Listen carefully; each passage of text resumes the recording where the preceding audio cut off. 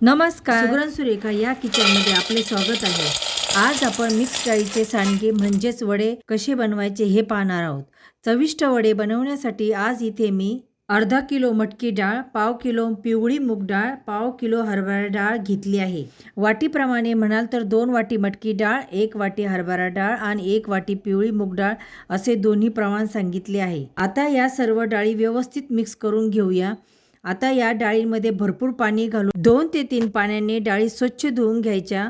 आता या डाळींमध्ये डाळी पूर्णपणे बुडतील एवढं भरपूर सारं पाणी टाकून घेऊ। आता अशाच पाण्यामध्ये 6 ते 7 तास भिजत ठेवायच्या आहे।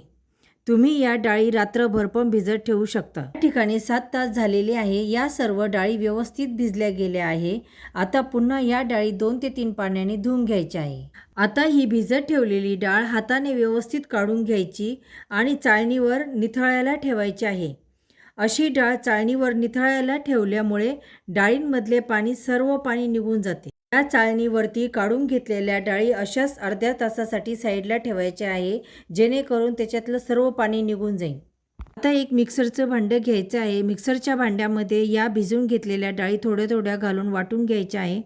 या डाळी वाटताना लक्षात ठेवा, पाणी अजिबात वापरायचं नाही आणि डाळी जास्त बारीक वाटून घ्यायच्या नाही, थोड्या जाडसर वाटायच्या आहे। अशी जाडसर वाटून घेतल्यामुळे वडे चविष्ट होतात। शेवटी राहिलेली थोडीशी डाळ, त्यामध्ये अर्धी वाटी लसूण, 1 चमचा जिरे हे मिश्रण वाटून घ्यायचे। लसूण जिरेचं मिश्रण डाळीमध्ये एकत्र करायचे आहे। आता प्लेटमध्ये 2 चमचे लाल तिखट, अर्धा चमचा हळद पावडर, पाव चमचा हिंग, चवीनुसार मीठ घेतले आहे। 1 वाटी बारीक चिरलेली कोथिंबीर घालायची आहे। आता हे सगळे मसाले यामध्ये व्यवस्थित मिसळून घ्यायचे। तुम्ही या ठिकाणी मसाल्यांचे प्रमाण तुमच्या आवडीनुसार कमी जास्त करू शकता। आता वडे बनवण्यासाठी मिश्रण तयार झाले आहे। आता लगेचच वडे करायला सुरुवात करूया। आता या ठिकाणी मी इथे एका ताटात वडे टाकत आहे। तुम्ही प्लास्टिकच्या कागदावरती वडे टाकू शकता। तयार केलेले वड्यांचे मिश्रण असं 5 बोटांमध्ये पकडायचे आहे आणि हे पीठ अंगठ्याने पुढे पुढे सरकवत छोटे छोटे वडे तयार करून घ्यायचे आहे। हे पहा, मी या आकाराचे वडे तयार करून घेतले आहे। हे वडे सुकल्यानंतर अजून बारीक होतात।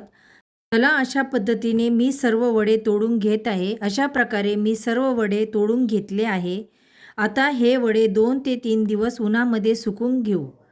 2 ते 3 दिवस उन्हामध्ये सुकल्यानंतर हे सांडगे किंवा वडे तयार झाले आहे।